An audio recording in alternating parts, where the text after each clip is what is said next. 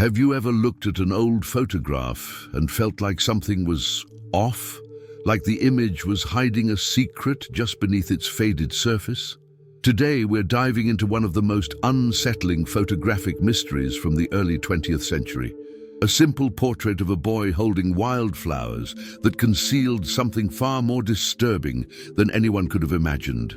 Before we begin, if you enjoy this kind of content, don't forget to leave a like. It really helps the channel grow.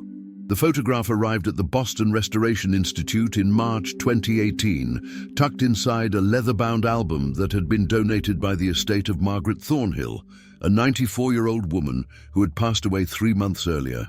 The album contained dozens of family photographs dating back to the 1880s, but it was image number 47 that would capture the attention of senior restoration specialist Dr. Caroline Webb.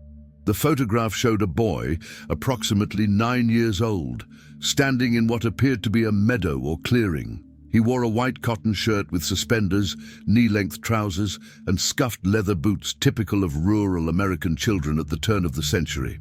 In his small hands, he clutched a bundle of wildflowers, black-eyed Susans, wild daisies, and what looked like Queen Anne's lace. His expression was neither happy nor sad, just the solemn, almost frozen look that characterized most portraits from that era when exposure times required subjects to remain perfectly still. Dr. Webb initially catalogued it as a standard late Victorian or Edwardian family portrait. The back of the photograph bore a faded inscription in fountain pen: Thomas Summer 1903, Millbrook Crossing. Nothing remarkable. Nothing that would suggest the storm of questions that would emerge once the restoration process began. The photograph had suffered significant degradation over 115 years. The album and print had yellowed and darkened considerably, with the shadows becoming almost completely black and the highlights blown out to pure white. Water damage had created brown staining along the bottom edge, and someone had at some point attempted to clean the surface with an inappropriate solvent, leaving a hazy film across portions of the image. Dr. Webb began the digital restoration process using high-resolution scanning and specialized software that could analyze and reconstruct degraded photographic information. She started with basic adjustments, increasing contrast, correcting the color cast, removing obvious damage artifacts. The boy's face became clearer, revealing freckles across his nose and cheeks, eyes that seemed to look past the camera rather than at it. It was during the shadow recovery process that Dr. Webb noticed something unusual. As she lifted the exposure in the darkened background, which appeared to be a tree line behind the meadow, shapes began to emerge from what had seemed like solid black. At first, she assumed it was simply vegetation, tree trunks, branches, the natural chaos of a forest edge. But as she continued to refine the image, adjusting levels and applying selective sharpening, a form took shape that made her pause. There, approximately 15 feet behind the boy and slightly to his left, was what appeared to be another figure.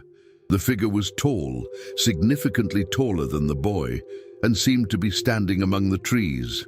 It was difficult to make out details. The restoration could only recover so much information from severely underexposed areas. But the outline was unmistakably humanoid. A head, shoulders, what might have been arms hanging at its sides. Dr. Webb leaned closer to her monitor, her coffee growing cold beside her. The figure wasn't moving, wasn't blurred like it would be if someone had accidentally walked into the frame during the long exposure. It was standing there, as still as the boy, as if it too had been posing for the photograph. If you're enjoying the story so far, leave a like and subscribe to the channel. It helps me keep bringing you these fascinating mysteries. Why hadn't anyone noticed this before? Dr. Webb pulled up the original scan.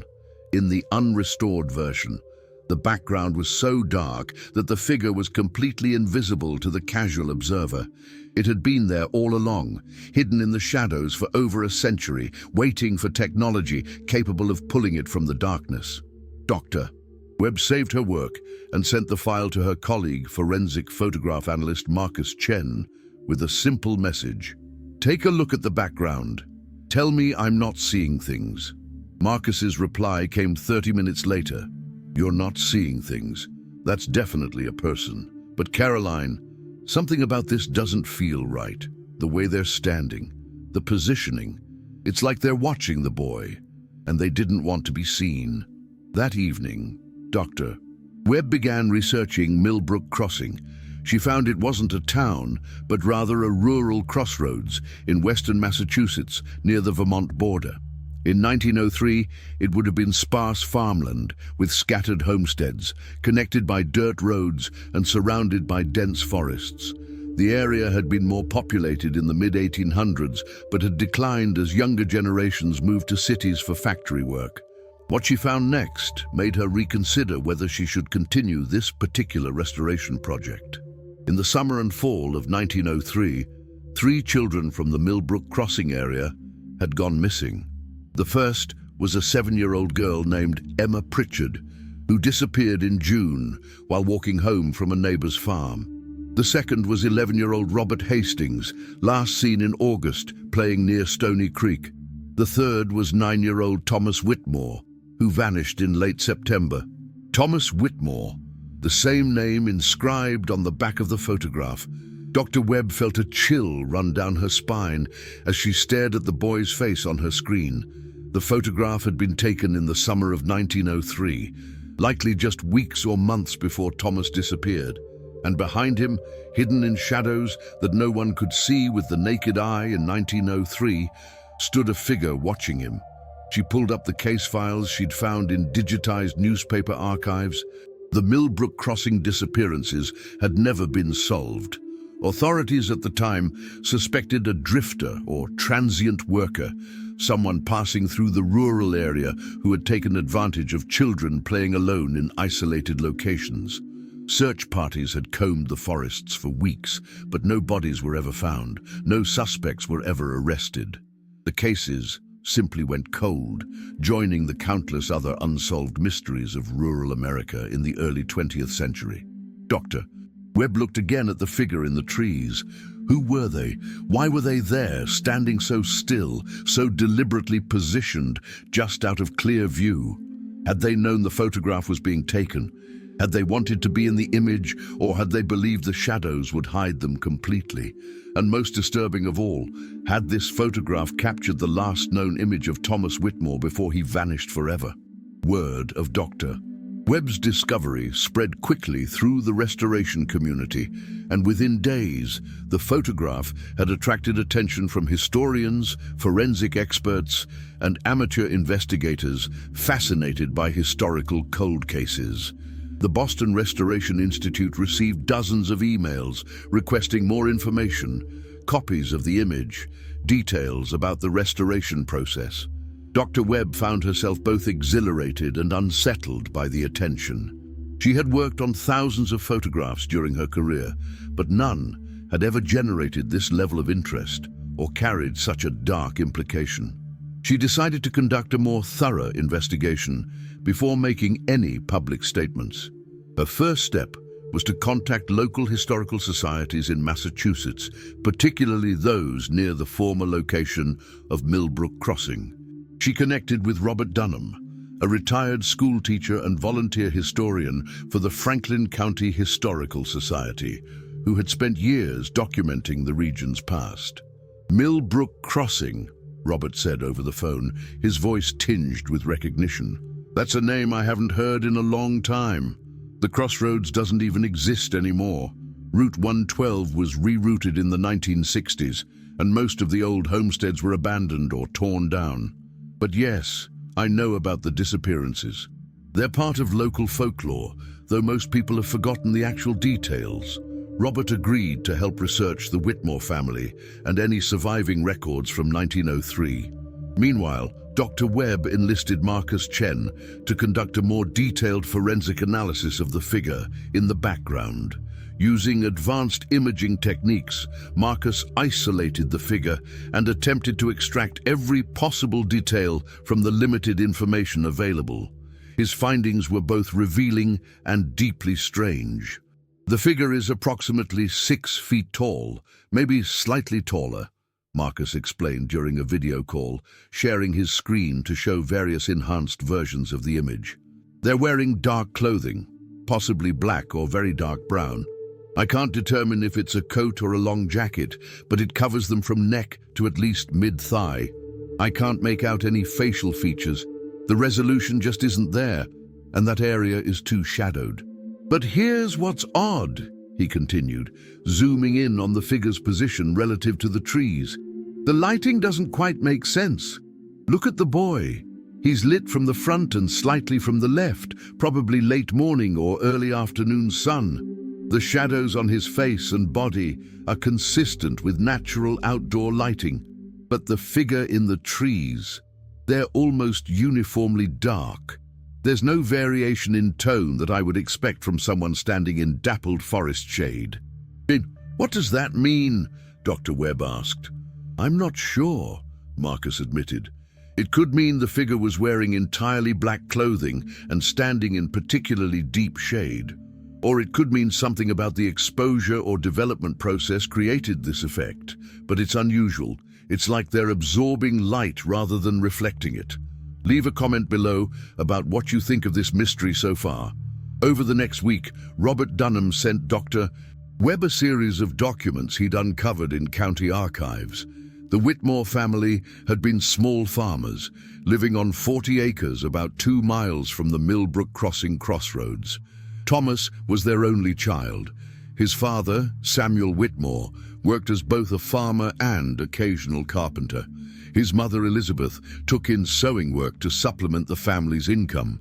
After Thomas's disappearance in September 1903, the family had remained in the area for another year before selling their property and moving to Springfield. Elizabeth died in 1918 during the influenza pandemic. Samuel passed away in 1925. Neither ever spoke publicly about their son's disappearance beyond the initial police reports. Robert also found something intriguing in the newspaper archives, a brief mention in the local notes section of the Greenfield Gazette from July 1903. Young Thomas Whitmore of Millbrook Crossing reports seeing a tall stranger in dark clothes near his family's property on several occasions. Local constable advises residents to report any unfamiliar persons in the area. Dr. Webb read the clipping 3 times, her heart beating faster with each pass. Thomas had seen someone. A tall stranger in dark clothes, the same description that matched the figure in the photograph. She pulled up the enhanced image again, staring at the shadowy form among the trees. Had Thomas known this person was there when the photograph was taken? Was this the tall stranger he had reported seeing? And if so, why would a photograph be taken with this person lurking in the background? Dr. Webb began searching for information about who might have taken the photograph. Itinerant photographers were common in rural areas during this period, traveling from farm to farm, offering to create family portraits for a small fee. The quality of the photograph suggested someone with professional equipment and at least basic technical skill. She found records of 2 photographers who worked the Franklin County region in 1903, James Morrison and a man who advertised under the name Professor A. Blackwood. Morrison's work was well documented, with several albums of his photographs preserved in historical collections. His style was formal and conventional, with subjects posed against neutral backgrounds or in front of their homes. Professor Blackwood was more mysterious. No first name appeared in any advertisements. No examples of his work could be definitively attributed to him. He seemed to have appeared in the region in early 1903 and disappeared by 1904. The only descriptions came from newspaper advertisements. Professor A. Blackwood, photographic artist, specializing in outdoor portraiture and natural settings, fair prices, quick service. Dr. Webb wondered if Blackwood had taken the photograph of Thomas, and if so, had he noticed the figure in the background? The photographer would have been looking through the camera's viewfinder, but the figure was in the shadows, possibly difficult to see even in person. Or perhaps Blackwood had seen the figure and thought nothing of it. assumed it was another family member, a farm worker, someone who belonged there. Marcus sent another analysis late one evening.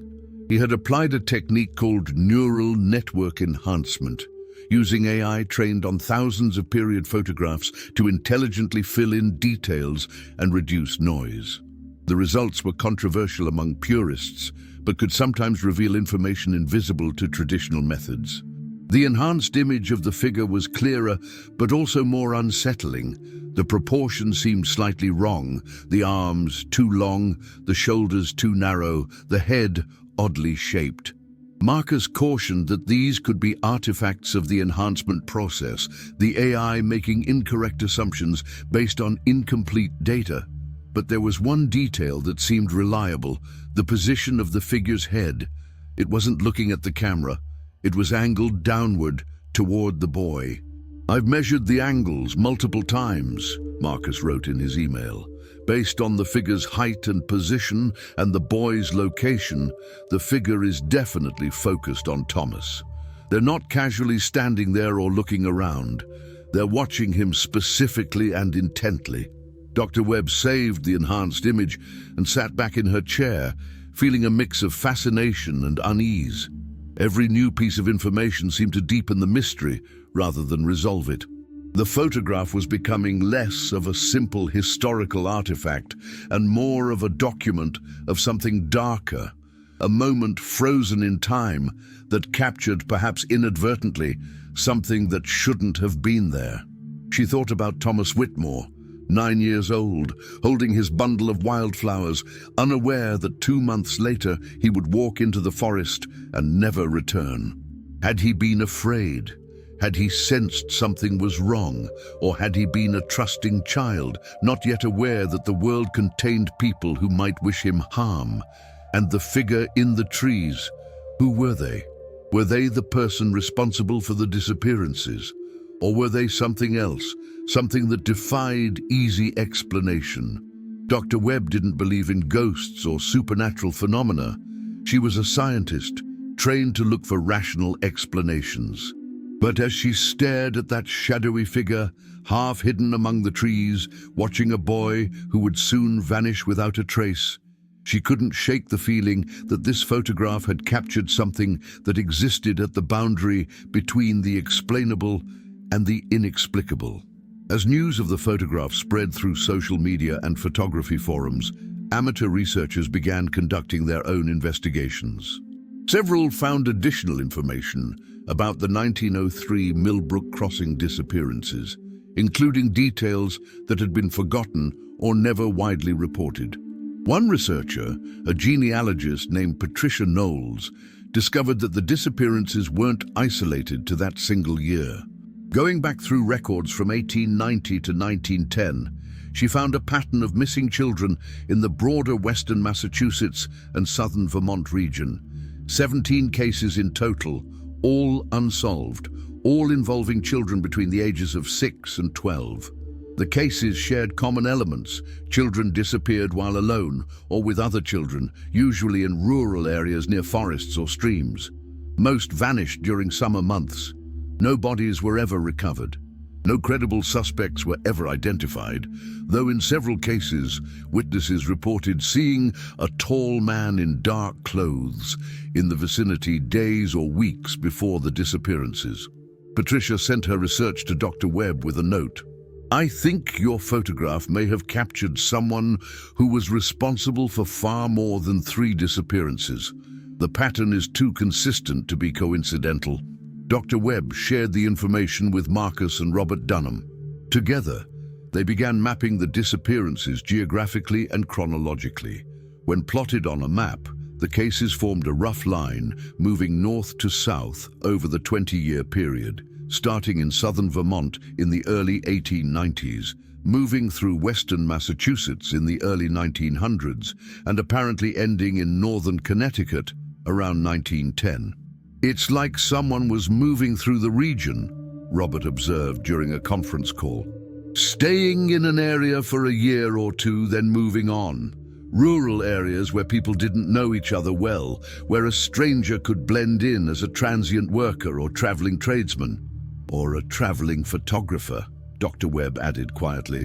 The room went silent as the implication hung in the air. Professor Blackwood, Marcus said. You said he appeared in the area in 1903 and disappeared by 1904. Dr. Webb pulled up her notes on Blackwood. He advertised in the Greenfield Gazette from March through September 1903. No advertisements after that. I haven't found any record of him working in other nearby towns before or after. Can we find out if similar photographers worked in the other areas where children disappeared? Patricia asked. Over the next few days, the group divided the task of searching historical newspaper archives for photographer advertisements in the towns and years corresponding to the disappearances. It was tedious work, scrolling through digitized pages of small-town papers, looking for the tiny classified ads that appeared in the back sections. But they found connections. In Brattleboro, Vermont, in 1897, a photographer named Professor A. Black had advertised services nearly identical to those offered by Professor Blackwood 6 years later. In Northampton, Massachusetts, in 1901, Professor Blackwood had placed ads before disappearing. In Keene, New Hampshire, in 1905, A. Blackwell, photographic artist, had worked briefly before vanishing. If you're finding this investigation as fascinating as I am, don't forget to like and subscribe to the channel. It really helps. The names were slightly different, but the pattern was unmistakable. The same person or someone using very similar aliases had been working as a traveling photographer in the exact regions and time periods when children had disappeared. We need to find more of his photographs, Dr. Webb said.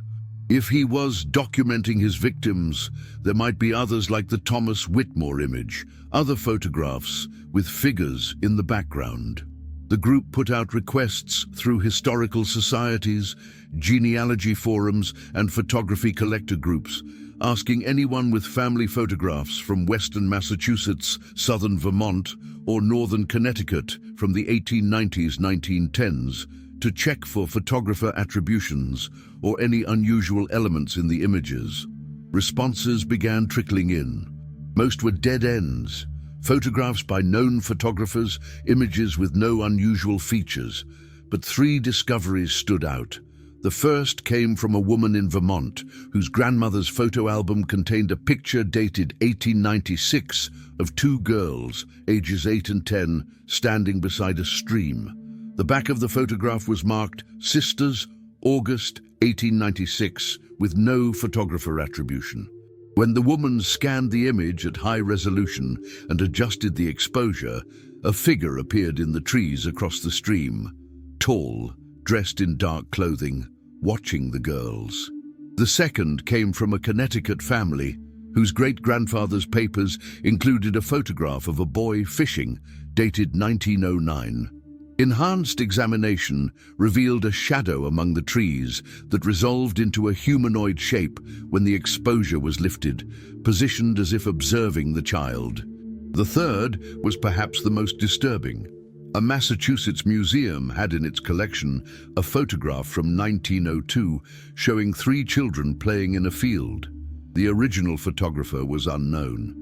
When staff members examined the image using the techniques Dr. Webb had shared, they found not 1, but 2 figures in the background, one standing at the edge of the woods, another partially obscured behind a tree. Both appeared to be watching the children. None of the children in these photographs were among the documented disappearance cases, but Dr. Webb suspected that the actual number of victims was likely higher than the 17 cases Patricia had identified. In rural areas during that period, missing children weren't always reported to authorities beyond the local level. Families might search on their own, word might spread through informal networks, but formal documentation could be spotty or non-existent. Marcus conducted comparative analysis of the figures in the different photographs. Despite the limitations of early photographic technology and the poor quality of the degraded images, he found consistencies. The height, the dark clothing, the positioning relative to the children, the way the figures seemed to absorb light rather than reflect it normally. There's something else. Marcus said during a late-night call. "I've been analyzing the shadows and sight lines in all these images. In every single photograph, the figure's position suggests they were there before the photographer set up. They weren't walking through accidentally. They were already in position, watching, waiting for the photograph to be taken." "How can you tell?" Dr. Webb asked. "The angles," Marcus explained. "If you plot the photographer's position, the subject's position and the figure's position, it forms a triangle. The figure is always positioned where they would have a clear view of the child, but be just outside the main focus area of the lens. It's like they knew where the photographer would stand and where the camera would be pointed. That would only be possible if..." Dr. Webb stopped, the realization hitting her. "If the photographer and the figure were the same person," Marcus finished. "Or if they were working together. Someone could set up the camera on a tripod, frame the shot, start the exposure, then move into position in the background." Dr. Webb thought about the long exposure times required for photographs in that era. Depending on lighting conditions, an exposure might last anywhere from a few seconds to over a minute. Plenty of time for someone to move from behind the camera to a position in the background, stand very still during the exposure, then return to the camera afterward. But why? Why would a photographer document themselves watching their potential victims? Was it arrogance? A desire to be part of the image, to memorialize not just the child but also their own presence in that moment? Or was it something more complex, more disturbing? A form of psychological manipulation, a way to insert themselves into the family's history, to be present in a photograph that would be treasured and displayed, their dark presence hidden but always there. Robert Dunham found a final piece of the puzzle in an obscure Vermont newspaper from 1911. A brief article reported that a traveling photographer named A. Blackwood had been found dead in a boarding house in St. Albans, Vermont. The cause of death was listed as heart failure. He had no family, no permanent address, no possessions beyond his camera equipment and a trunk of clothing. He was buried in an unmarked grave in the Potter's Field. If this was the same person, and the name and profession suggested it was, then whoever had been responsible for the photographs, and possibly the disappearances, had died over a century ago. Any direct answers died with them, but the photographs remained, silent witnesses to something that had happened in the margins of history, in the shadows at the edges of old images, where a figure in dark clothes had watched children who would never grow up. Dr. Webb sat in her office late one evening, the enhanced photograph of Thomas Whitmore displayed on her monitor. 3 months had passed since she'd first noticed the figure in the background. In that time, the story had been covered by several media outlets, discussed on true crime podcasts, analyzed by historians and photography experts. Some believed Professor Blackwood, or whoever was behind that name, had been a predator who used his profession as a photographer to gain access to victims. The photographs were trophies, evidence of his presence at crucial moments before the children disappeared. The figure in the background was Blackwood himself, positioning himself in the frame through the long exposure technique Marcus had described. Others were skeptical. They pointed out that several of the figures appeared in photographs that couldn't be definitively linked to Blackwood's work. They noted that shadow enhancement could create pareidolia effects, making viewers see human shapes in random patterns of light and dark.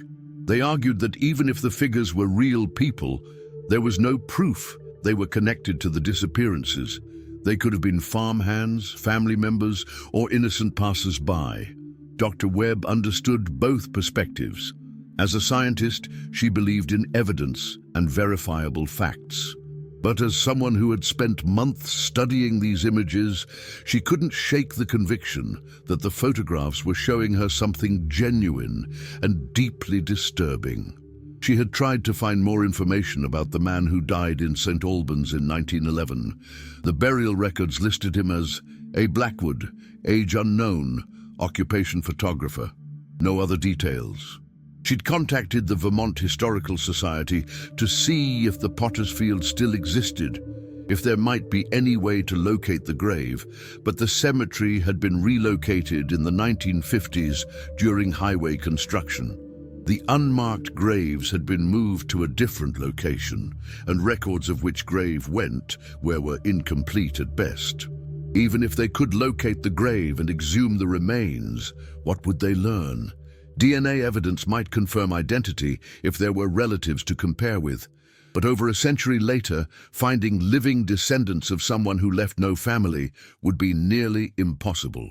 Forensic analysis of skeletal remains could provide age, health information, perhaps cause of death, but nothing that would definitively prove or disprove involvement in the disappearances. The children themselves remained lost to time. Thomas Whitmore, Emma Pritchard, Robert Hastings, and the 14 other documented victims from that 20-year period were buried somewhere in the forests and fields of New England, if they were buried at all. Their families had passed away decades ago, taking with them any memories or stories that might have provided additional clues. Dr. Webb received an email from Patricia Knowles with an attachment. "Thought you should see this," the message said. The attachment was a photograph, circa 1903, showing a family group, parents, 3 children, and an elderly woman, posed in front of a farmhouse. The photographer's mark on the back read, "Prof. A. Blackwood, 1903. Dr. Webb examined the image carefully, adjusting exposure and contrast, looking for the now familiar signs of a hidden figure in the background. For several minutes, she found nothing.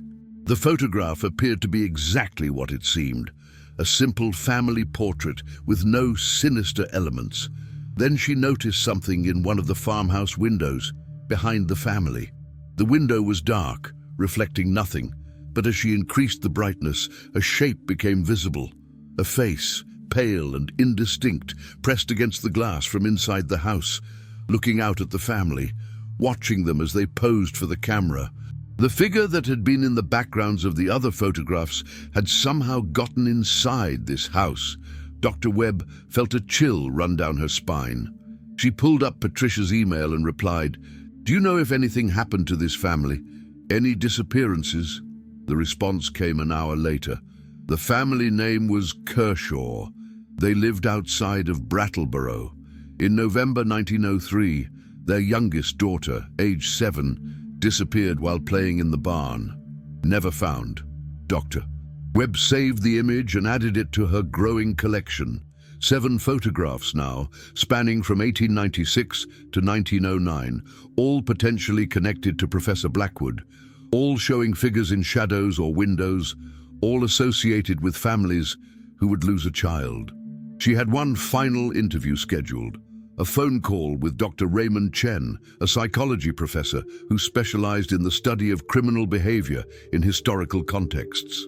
She wanted his perspective on what the photographs might reveal about the person who created them. The act of documenting oneself in this way is highly unusual, Dr. Chen explained. Most predators who take trophies do so in private, photographs or items that only they will see. But embedding yourself in a family photograph that will be displayed in the home, looked at by relatives, passed down through generations, that suggests a different psychology. "What do you mean?" Dr. Webb asked. "It suggests someone who wanted to be part of the family's story," Dr. Chen said, "not just as the person who took the photograph, but as a presence within the image itself. They're inserting themselves into the family's memory, their history. Every time someone looks at that photograph, the predator is there watching the child. It's a form of immortality, a way to remain present and powerful even after they're gone. But the figures are hidden," Dr. Webb pointed out. "No one could see them until modern restoration techniques revealed them." "They could see them," Dr. Chen replied. "The person who took the photographs knew they were there. That's what mattered. Every time they thought about those families looking at the portraits, treasuring them, displaying them in their homes, they would know that their presence was there too, unseen but real. It's a deeply narcissistic act, but also a profoundly disturbing one. It shows someone who viewed these children and families not as victims, but as participants in their own personal narrative." After the call ended, Dr. Webb sat in silence for a long time. She thought about all the families who had displayed these photographs in their homes over the decades, not knowing what was hidden in the shadows. She thought about Thomas Whitmore's parents, keeping their son's portrait after his disappearance, looking at his face, holding those wildflowers, finding comfort in the image, never seeing the figure watching him from the trees. The restoration project had revealed a mystery, but it had also revealed a truth about the nature of documentation and memory. Photographs were supposed to preserve moments, to freeze time, to allow people to look back at their history with clarity and understanding. But these images showed how photographs could also conceal, how they could hide darkness in plain sight, how they could lie by omission. Dr. Webb would never know with certainty what happened to Thomas Whitmore and the other missing children. She would never know for sure if Professor Blackwood was responsible for their disappearances, or if he was simply a photographer with an unsettling habit of positioning himself in the backgrounds of his subjects' portraits. But she knew that every time she looked at that photograph of the 9-year-old boy holding wildflowers, she would see not just a child from the past, but a moment of vulnerability, a capture of the last summer before everything changed. And in the shadows behind him, she would see a reminder that sometimes the most important things in a photograph are the things we cannot quite see clearly. The shapes at the edges of perception that suggest something dark and inexplicable lurking just beyond our understanding. The restoration was complete. The mystery remained. The exhibition opened on a cold October morning at the Boston Museum of Photography. Dr. Webb had worked with the museum's curators to create a display titled Hidden in Plain Sight: Mysteries in Early American Photography. The centerpiece was the restored photograph of Thomas Whitmore, displayed alongside the original unrestored version to show visitors what had been concealed for over a century. The exhibition included the other photographs from Dr. Webb's research, each mounted with explanatory text describing the restoration process and the historical context. The museum had been careful to present the information objectively, laying out the facts without making definitive claims about what the figures represented or who was responsible for them. Still, the implications were clear to most visitors who walked through the exhibit. The hushed conversations Dr. Webb overheard as people moved from image to image reflected a mix of fascination, horror, and that particular unease that comes from confronting something that exists at the boundary between the explained and the unexplainable. A journalist from a major magazine came to interview Dr. Webb for a feature article. They sat in the museum's cafe, the restored photographs visible through the glass walls of the exhibition space. "Do you think Professor Blackwood was responsible for the disappearances?" the journalist asked, her recorder sitting on the table between them. Dr. Webb chose her words carefully. "I think the evidence suggests that someone using variations of that name was present in the regions where children disappeared, during the time periods when they disappeared. The photographs show that this person had access to the children and their families. Beyond that, I can't make definitive statements. The people directly involved are all dead. The physical evidence is limited to these photographs and historical records." "But your personal opinion?" the journalist pressed. Dr. Webb looked at the photograph of Thomas Whitmore visible through the glass. "My personal opinion is that those photographs captured something that shouldn't be there. Whether that's evidence of a predator documenting his victims or something else. I leave that for others to decide." The article, when published, was measured but powerful. It laid out the timeline of disappearances, the pattern of the photographer's movements, the discovery of the hidden figures in the backgrounds of multiple images. It quoted historians, forensic experts, and criminal psychologists, each offering perspectives on what the photographs might mean. The article also sparked controversy. Some critics accused Dr. Webb and her colleagues of sensationalism, of seeing patterns where none existed, of exploiting historical tragedies for attention. Others defended the research as legitimate historical investigation that happened to uncover uncomfortable truths. One evening, Dr. Webb received an unexpected email from a woman named Catherine Morris, who identified herself as a descendant of the Pritchard family. Emma Pritchard, the 7-year-old girl who had disappeared in June 1903, had been Catherine's great-great-aunt. "I wanted to thank you for your work," the email read. "My family has passed down stories about Emma for generations. Her disappearance was never resolved, and that lack of closure has been painful for everyone who came after. While your research doesn't bring her home, it gives us something we've never had before, a sense that someone is still looking for answers, still trying to understand what happened. That means more than you might realize." The email moved Dr. Webb deeply. She had been so focused on the technical aspects of the restoration, the patterns in the data, the forensic analysis, that she had sometimes lost sight of the human dimension. These were real children who had real families who loved them and mourned them. She printed Catherine's email and kept it pinned to her office bulletin board as a reminder of why the work mattered. Marcus Chen continued analyzing the photographs, using increasingly sophisticated enhancement techniques as technology improved. He discovered something new in the Thomas Whitmore image. Faint marks on the boy's hand that became visible only under extreme magnification. They appeared to be scratches or small cuts, inconsistent with handling flowers or normal childhood injuries. "It's impossible to say for certain what caused them," Marcus told Dr. Webb during a video call. "But they're fresh. You can tell by the way they appear in the photograph.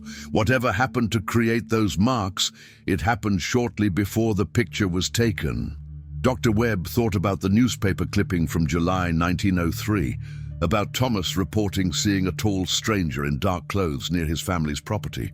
Had there been encounters before the photograph was taken?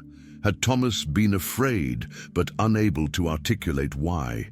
Had his parents dismissed his concerns as childhood imagination? She thought about the timeline. The photograph was taken in summer 1903. Thomas disappeared in September. Between the photograph and his disappearance, there had been time, weeks, maybe months. Time when he lived with that hidden figure in the background of his portrait. Time when his parents looked at the image of their son, not knowing that embedded in that moment was a presence that would eventually take him away. Robert Dunham sent a final piece of research that completed some of the puzzle. He had found records of boarding houses and lodging places in the region during the relevant time periods. Professor Blackwood, under various name variations, had stayed in at least 7 different locations over the years. The proprietor's ledgers, where they still existed, showed that he had paid weekly rates, stayed for a few months at a time, then left without forwarding addresses. One ledger entry included a brief physical description noted by a boarding house keeper in 1902. "Tall man, dark coat always, keeps to himself. Never seen him smile." Another entry from 1897 mentioned photographer gentleman, peculiar hours, often out at night with equipment. Night photography in 1897 would have been nearly impossible with the technology of the era. What had he been doing out at night with his camera equipment? The exhibition ran for 6 months before traveling to museums in Vermont and Connecticut. Thousands of people saw the photographs, read the research, drew their own conclusions about what they represented. Dr. Webb gave numerous lectures about the restoration process and the historical context. She always ended with the same statement: "We may never know with certainty what happened to these children or who was responsible, but we have an obligation to remember them, to keep asking questions, to refuse to let their stories disappear completely into the past." One afternoon, as the exhibition was preparing to close in Boston before moving to its next location, an elderly man approached Dr. Webb in the gallery. He was probably in his 80s, walking slowly with a cane. "I knew Thomas Whitmore," he said quietly. Dr. Webb felt her heart skip. "I'm sorry. That's not possible. Thomas would be..." Over 130 years old, I know, the man said with a slight smile. I meant I knew his story. My grandmother grew up in Millbrook Crossing. She was 15 when Thomas disappeared. She used to talk about it, especially when she got older. She said everyone in town was terrified that summer and fall. Parents wouldn't let children go outside alone. Men formed patrol groups to watch the roads and forest paths. Did she ever mention the photographer? Dr. Webb asked. The old man nodded. She said a photographer had come through that summer, taking portraits of families. She said he was polite, but strange. Never made eye contact. Always wore a long black coat, even in the summer heat. She said her father had been thinking about having the family's portrait taken, but after Thomas disappeared, he changed his mind, said he didn't want that man near his children. Did your grandmother ever say what happened to the photographer? She said he left town right after the Whitmore boy vanished, just packed up his equipment one night and was gone. The constable tried to find him, asked if anyone knew where he'd gone, but no one did. He just disappeared, like he'd never been there at all. The old man looked at the photograph of Thomas on the wall. My grandmother said she never forgot Thomas's face. She said he was a sweet boy, shy, liked to pick flowers for his mother. She said it wasn't right what happened, that something evil had come through Millbrook Crossing that summer, and it took Thomas with it when it left. After the old man left, Dr. Webb stood alone in the gallery looking at the photograph. The boy with his flowers, the figure in the shadows, the moment frozen between innocence and tragedy. She thought about all the questions that remained unanswered. Was Professor Blackwood a serial predator who used his profession to access victims? Or was he something else? Someone who documented darkness without necessarily causing it? An observer who positioned himself in the shadows of other people's lives? The evidence suggested guilt, but it was circumstantial. Pattern wasn't proof. Association wasn't causation. And the central question, what actually happened to Thomas Whitmore and the other missing children, remained as mysterious as it had been in 1903. But the photographs existed. They were real, material objects that had survived over a century. Whatever their true meaning, they documented something, a moment, a presence, a shadow that shouldn't have been there but was. Dr. Webb had spent her career restoring old photographs, bringing clarity to images degraded by time. But this project had taught her that sometimes restoration doesn't bring clarity at all. Sometimes it reveals that what we thought we understood was more complex, more troubling, more inexplicable than we ever imagined. The exhibition would eventually close. The photographs would return to archives. New mysteries would capture public attention. But somewhere in western Massachusetts, in forests that had grown over old farmlands and roads that had been rerouted around crossroads that no longer existed, the truth remained buried, silent, waiting. And in a photograph from 1903, a boy holding wildflowers stood forever frozen in time, while behind him, watching from the shadows, a figure remained, neither proven nor disproven, neither definitively guilty nor definitively innocent, but present, always watching. The mystery would never be solved, but perhaps that was the point. Perhaps some shadows were meant to remain dark, some questions were meant to stay unanswered, some photographs were meant to keep their secrets even after we believed we had revealed everything they had to hide. If you enjoyed this story, leave a comment below. I'd love to hear what you think about this mystery and whether you believe the figure in the photograph was connected to the disappearances. If you're not subscribed yet, make sure to subscribe and hit the notification bell so you don't miss the next video. Thanks for watching, and I'll see you in the next story.